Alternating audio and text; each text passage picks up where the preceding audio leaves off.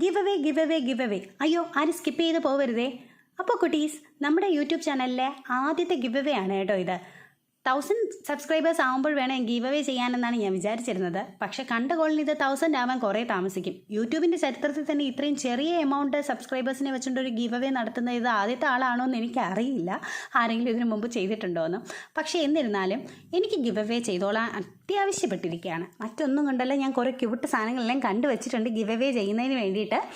അപ്പോൾ ആകെ ഒറ്റൊരു കണ്ടീഷനേ ഉള്ളൂ. ഈ മാസം ജനുവരി 31 നമുക്ക് 100 സബ്സ്ക്രൈബേഴ്സ് തികയുകയാണെങ്കിൽ അതിൽ നിന്ന് ഒരാൾക്ക് ഗിവ് അവേ സമ്മാനം കൊടുക്കുന്നതായിരിക്കും.